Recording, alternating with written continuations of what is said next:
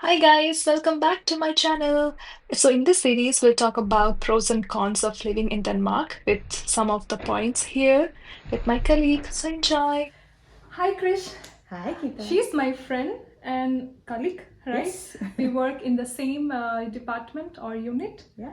and she's the one who actually helped me a lot while I was here finding the apartment and sending all the details and everything. So I'm really thankful to you.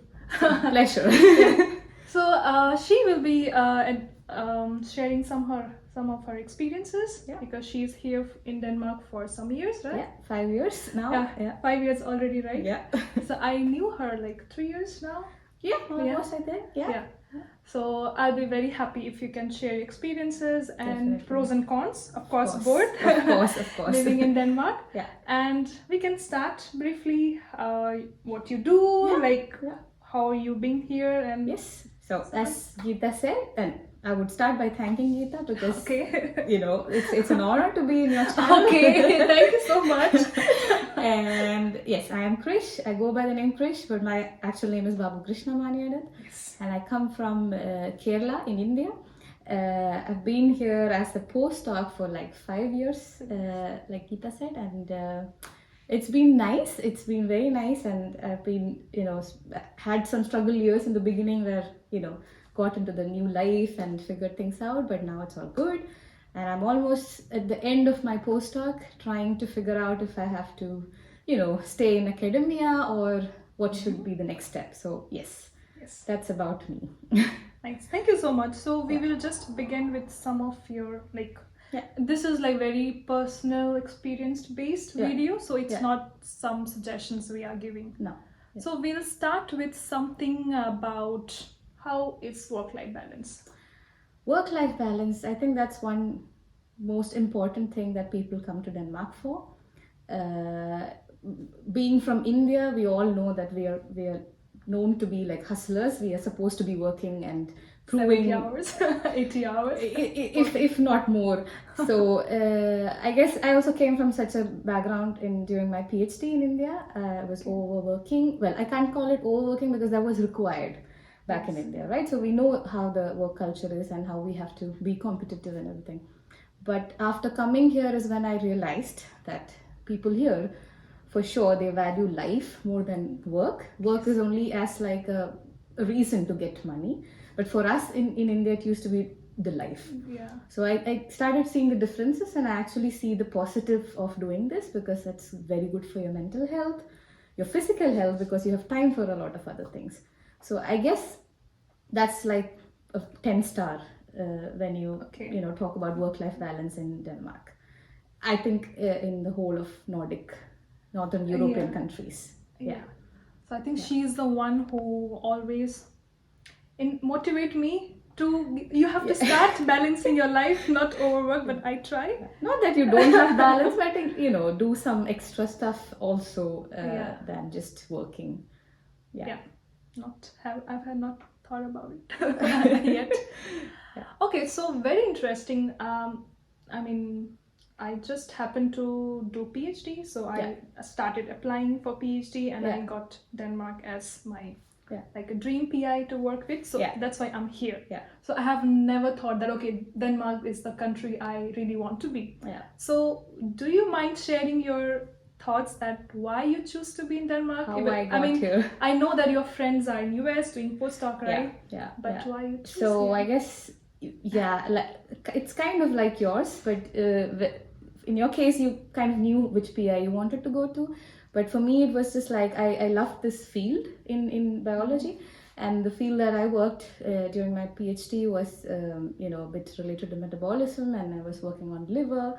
So I wanted to transit to something which was more, across the body. So I wanted to work with fat tissue and obesity. So that's the reason why I was looking for labs where, Okay. great research was done in this field. And I found this lab from Susanna Mandrup, which was, top notch actually in the field. And I met a PI at a conference. So I think this is something very critical for PhD students in their final years, and especially when you want to like choose the next lab Yeah. for postdoc. Go for conferences, because talk to people, and then your ideas might just change. Because I actually wanted to go to a different PI who was in Copenhagen. But I met him at this conference and he told me he doesn't have any spot at the moment. Okay. And then he actually introduced me to Susanna Vandrup's lab. And that's when I was, so it's the same field, but it's just like, okay, I did not know a lot about Susanna. So, but then I started reading about her and of course wrote to her. It was a great opportunity then. So that's my, already a suggestion that students should actually start going for conferences in the final year of PhD to see what is in store. Yeah.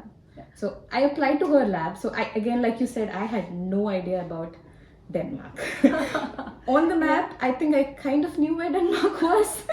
But also the place that we are in right now, I had no idea. I was actually thinking that even when I was going through the application process, I thought I was going to Copenhagen. Oh my god, what a coincidence. I actually also thought that. Because that's what you know, right? You're not told, or you're not exposed to a lot of other parts except for the capital town, right? So, and Odense is the second largest city in of course, Denmark, right? Yeah. Exactly. It's not bad. It's only 2 hours from Copenhagen, so I think I'm happy. So quite nice, right? Not exactly. hustle bustle. Yes. Okay, so then when you have decided, okay, now I'm going to Denmark, right? And you know that in Denmark you have, people speak Danish language, right? Yes. So have you thought about it, or you just thought, okay, I will go and learn Danish, but how your experience? So that's something that after coming to know about Odense and Denmark, I checked and read about it, and then I got to know that I also spoke to Susanna, because the onboarding was really nice because she was super supportive, and then she kind of told me everything about the country and culture and everything. So that was really nice to know beforehand. She was comforting. Yeah, exactly. And especially this was like the COVID year, so that also took her a lot of time to kind of get to me and then have that conversation. But she told me that most of people here speak English. They are taught English, so they know English. It's a different thing that they don't choose to speak in English. They speak in Danish. I'm not saying that as a complaint, but of course we also do that in India, right? Like we prefer Hindi or our actual language, but we know English, so it's the same. So then I thought, why do I have to worry? It's not like Germany where most of the official documents, everything is in German, right? But it's not the case here. So that was a good thing. That was positive for me. But after coming here, since I was all this happy and to be happy around in a new country, I tried joining Danish classes. Okay, I didn't knew this. I did that for like 2 modules actually. Okay. And what did not help was that during COVID, a lot of classes were online. So for language, I don't think that's the best thing to do. You need to be interactive and talking to people and everything. So that's one negative that happened. So, but I did 2 modules actually. The good thing is that the government pays for it. And then you can do it in your own university, and then it was just in between working hours, 1.5 hours, and 2 days a week, which was really good. And I tried my hand. I thought I was really good at it. First module went just like that, and then the second module got a little difficult, and then I realized work got in the way. Doing homeworks as a postdoc was not the best thing, so I kind of had to pause it. But now, after 5 years, I think I've started understanding a little bit. I should say that it's not the easiest language to learn, but it's true for every language. There's weird rules and everything, but I'm trying. I'm going to try again. I can restart and start with module 3 and then try to achieve the language, because I think as an advice, it is a good thing that if you try to learn the language of the country, because then that's another step for integration. So that really helps. In Scandinavian especially, right? Exactly. It's one of the they love it when you speak in their language. So that's then they feel like you are one of us. Exactly. So that I would suggest everyone should try at least. Yeah. So let's see when. How about you? I have only heard about it, so No, it will take time. That's nice. So do you think language is one of the factors to integrate into the culture, or? I think so, because especially for a country who is super proud of their language. But of course, there are also other international people also, right? Yeah. And everyone is trying, because language is a huge part of Danish culture. So I think they expect you to learn it, because especially for the refugee rules here in Denmark, they also have it that if you want to keep the refugee status, you have to know the language. So, and I think it's fair, because if you're being part of the country for so long, it makes sense to integrate in a way that you can actually communicate with even people who don't know English, right?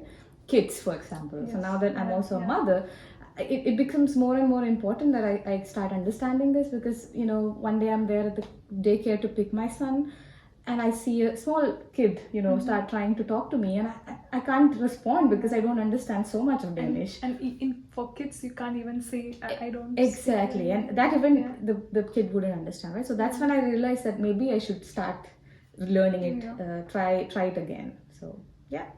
Okay, nice. Then, have you experienced any differences in the healthcare system as in India? Definitely. So healthcare, we say that it's super nice here, in the sense that if you are, so it's about the general healthcare that comes from the government, that it's all paid for, right? So we have general insurances where you don't have to worry about paying for a normal general practitioner visit or anything. So especially for me, I've gone through one bad accident from a cycle, and then I have gone through pregnancy and delivery and everything. And now with my baby, I've gone through all the phases that one can in the healthcare system here. There's definitely differences in the way that it's complete. The structure itself is different. That in India you can just walk into any clinic and then get yourself treated. You need to pay for it and so on. But here you have to take an appointment. You take an appointment with your GP, who's like a general physician kind of, and then you meet them, tell your problems. If it's something that requires specialist attention, then they refer you to the hospital, and then the hospital takes care of you. So it's a bit of a convoluted system, and especially coming from India, I think it is super confusing in the beginning, and we would get frustrated because in India you're just used to you just walk into a clinic and then you can just get an X-ray done and so on, right? That doesn't happen here. Good and bad, yes, because you get frustrated because things are slower here. But the good thing about it is that the system is not clogged that way, and it's not exploited in a way that anyone can get through a complex thing like an MRI scan. You don't have to unless it's actually required, right? In India, it's just a normal thing that you get an MRI scan today. You feel like right. So that's a good thing.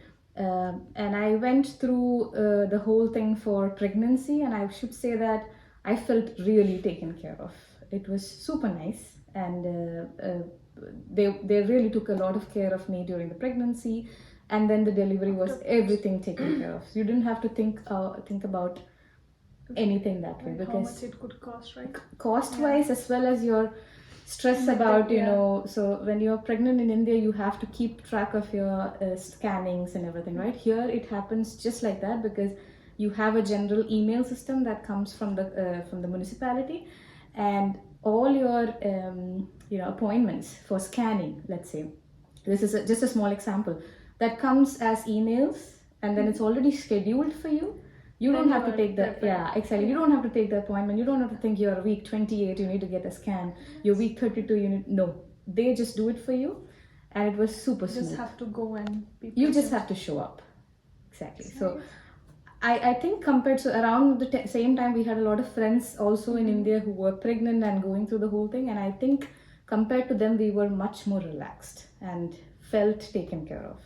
So I think I would vouch for the healthcare system for things like this. But like I said, if you're feeling something, and if you really want it to be taken care of faster, it's a bit slower.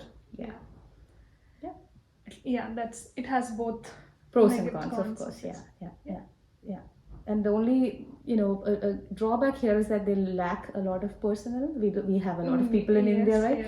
And also a lot of hospitals and doctors that way, nurses. But Denmark is actually facing scarcity in personnel. Like educated, healthcare workers, healthcare workers and educated doctors and so on. So that also adds to the issues. Yeah. So how about weather in Denmark? Because that's the thing in here, right? Yeah, and that's the most common conversation starter because you always like, oh, what a nice weather, what a bad weather. So it's very common to complain about weather in Denmark, I guess. And I think people know that Northern Europe is a bit chilly and it can get really worse and so on. I guess Denmark is not the worst when it comes to the cold itself. It's only the darkness and grayness. You know what? I am so thankful that I'm not in Norway or Finland. Yeah. I think Denmark is very nicer. It's kind of, it is still North Europe, but it's in the lower part of it.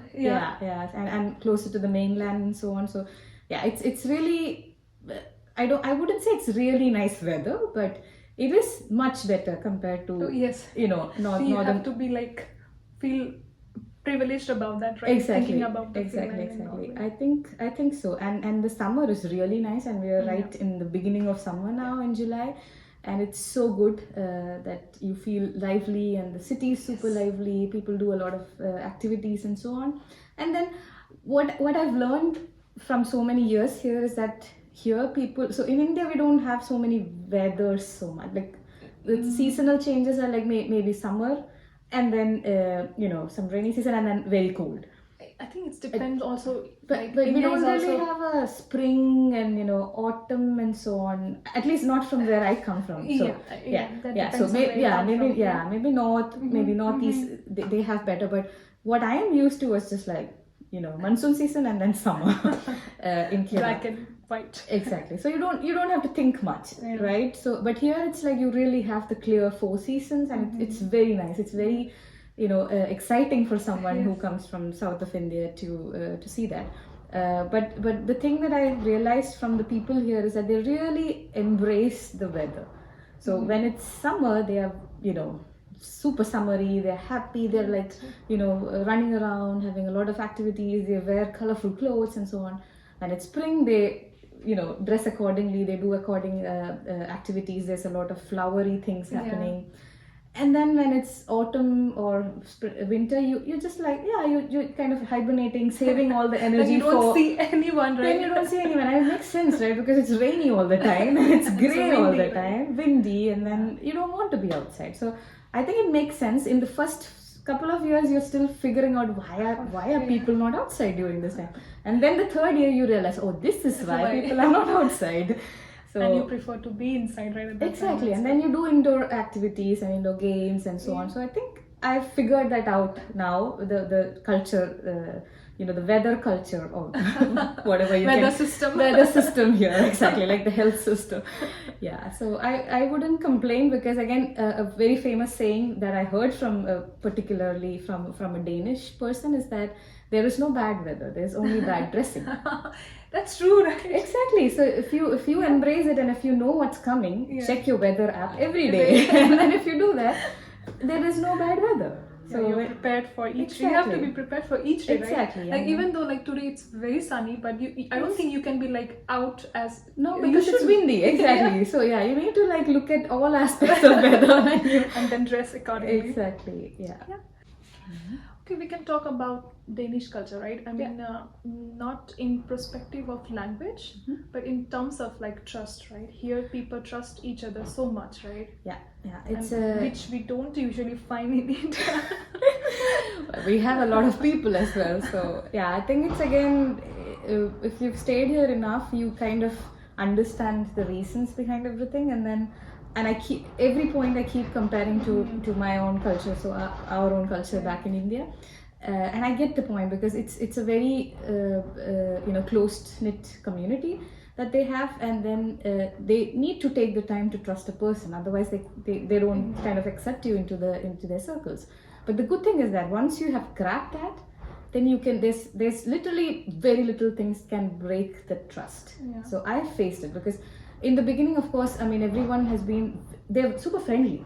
They're super nice, they're super friendly, but there's a difference between being friendly and being friends. Yes. So for that, you need to really be around for a little longer, and then you have to like not prove yourself. There's no test that way, but it's like they should feel worthy of exactly, and then you exactly, and then you should have been there around for longer enough so that they know who you are, what you bring to the table, and then you're accepted. So I think that's the most beautiful part of it, when you actually get accepted into the communities, that then then there's no going back. So I think I really value that, especially the trust factor, in the sense because you can just leave your bag on the road, and I don't think anyone is going to take it. I actually had that incident once. I was traveling in Copenhagen, and I forgot my bag, side bag with many times. my wallet, my phone, everything is in the bag, and I just left it in the bus. And I got down and I realized this. You don't have your bag. I had no option other than, somehow, long story short, I somehow figured the bus and then got into the bus again. The bag was right there. Oh. It was not like the bus had no people. There were a lot of passengers, but nobody touched the bag. Right. It was right there. So, and it's not about, in India we also have this, right? We don't touch an unidentified object because maybe there's something really dangerous in there. But it's not because of that. It's just because they kind of care about themselves in that way, and then they also care about the community in the sense that if it's been there for longer, then the driver would have just taken it to the bus depot, and then it stays there. You can claim it through a lost and found. So it's super nice system here with that respect. And trust in a lot of other sense, like banking staff or a lot of official things, they just go by your word. Yeah, I also have one experience, like my friends, when they came from Finland, they actually forgot everything, like the most important bag in the metro. Okay. Then they realized very later. And they actually called this system Lost and found. And they actually like got their bag returned. Exactly. It's amazing actually. So that's also where you kind of start trusting the system as well. So it's both the ways. So I think I have attained that at this moment, and I think it takes some time after you've arrived this country. And then initially in the first 2 years, I wouldn't leave my bag anywhere. I wouldn't leave my bike anywhere. But now I'm just like, this is Denmark, You have to be cautious when you are home, right? Exactly, and then you kind of forget about it when you're home, and then but it's different cultures, so that makes sense. That's very closed and trustworthy community. And that kind of also changes you in a way that you really want to be trustworthy, as well as you really want to trust people as well. So I think it's a nice nice change that happens because of it.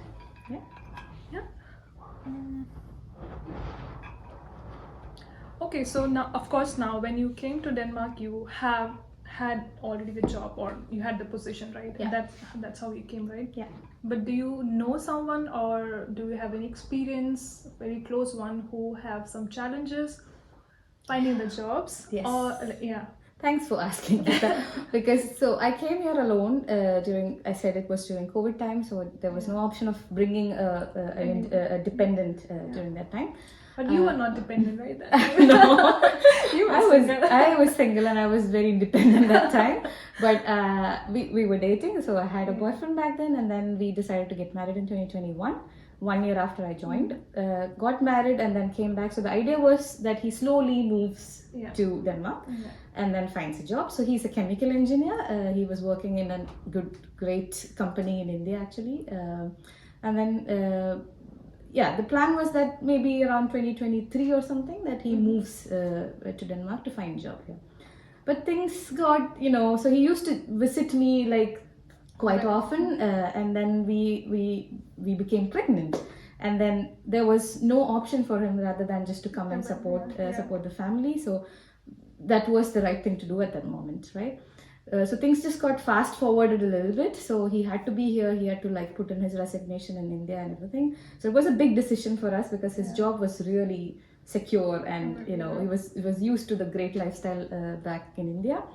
But well, of course, for family, he made the step and then came here. Everything was nice, and we got a lot of help from the university itself, because there's a program that is kind of designed for the spouses who accompany the researchers or students for that matter. that there's a consultant from STU. It's not actually from the university, but it's from the commune. But you can go through the university and get in touch with the commune to get that help as free. Because otherwise, if you go for a consultant, it's quite expensive here. Okay. But this was really great that he could get a lot of help that way.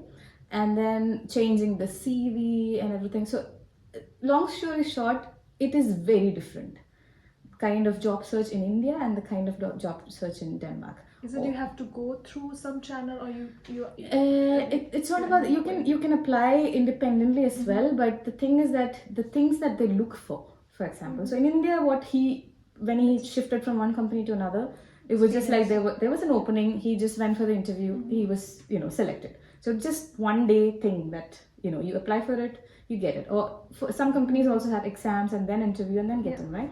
But here it's again the trust factor also comes in when you talk about jobs as well, because you need to go through the whole process of making a nice CV, and then that should be the first thing that is that's submitted, and then that kind of catches someone's eye. You know what I mean?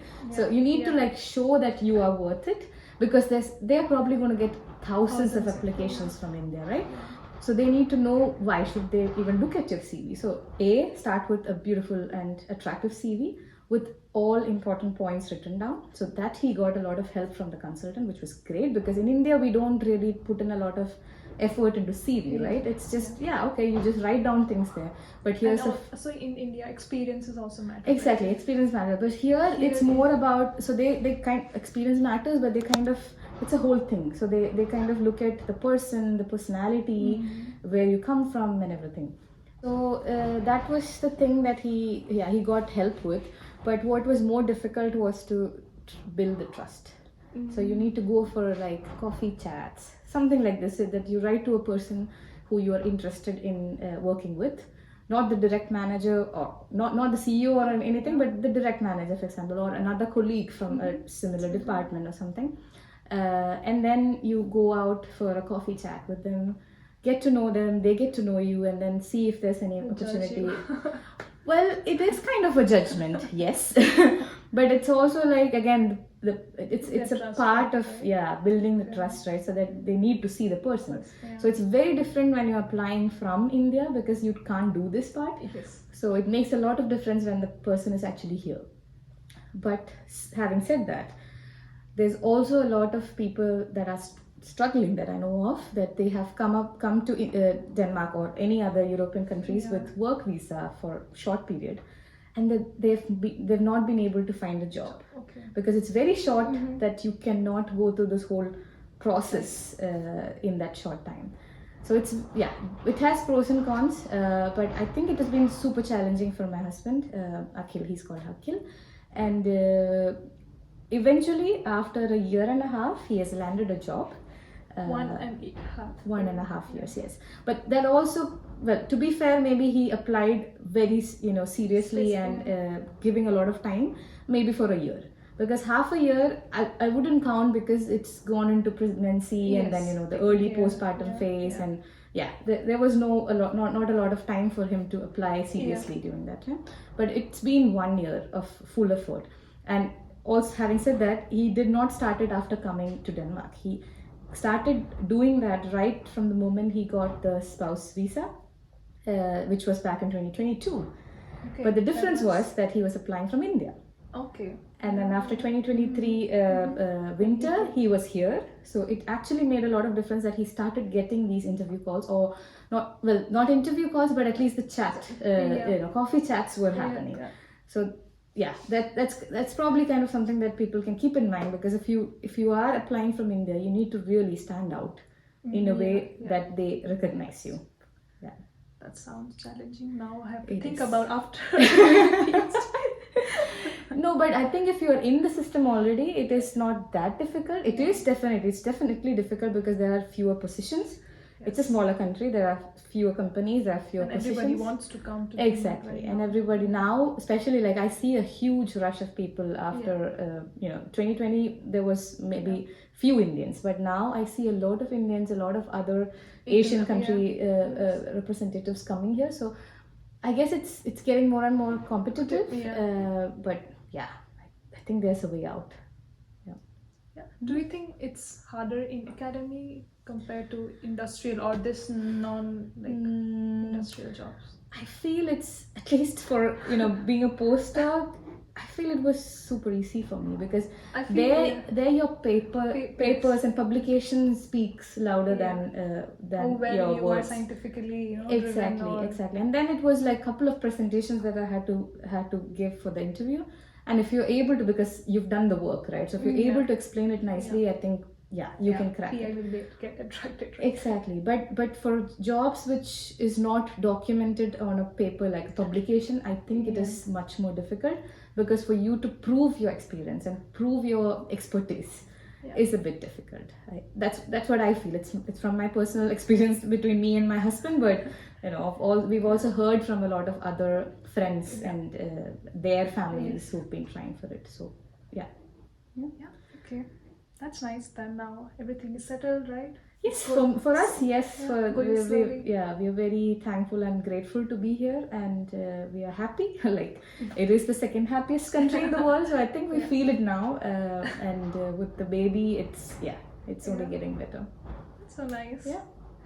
And lastly, just maybe to sum up, right? I mean, you have shared your experiences from right when you actually started applying, right? And now you are here, mostly settled with your husband, and you have a happy family now. Yeah. So would you suggest to our viewers that, I mean, if they are considering to come to the Denmark, will this be the right place?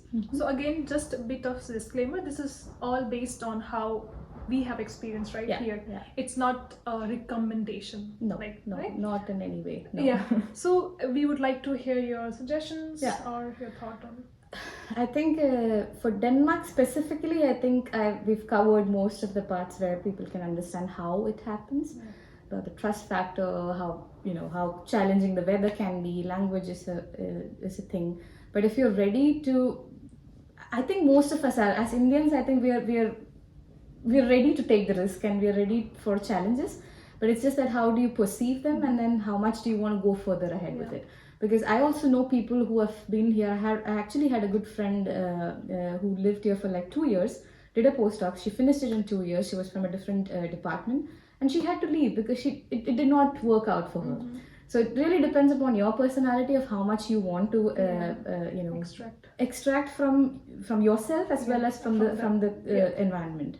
So I would say if you're ready for moving, do apply. But you can always, I think it is easier if you have a contact in the country that you can, or find someone over LinkedIn, because LinkedIn is very popular here these days. And then find someone, have a conversation, try to showcase yourself, and then get that contact to get into the country rather than just getting a work visa and coming up, because that can be very challenging and you might end up with nothing. So that's one of the things that I would say. But then again, for people who have just started living in a new country, not just Denmark, but in general, in any new country, I would say if you are in a new country, of course you need to bring your culture here, but don't try to just have it, because really important. Exactly, you're coming to a new country, so you need to also have a 50-50 of both.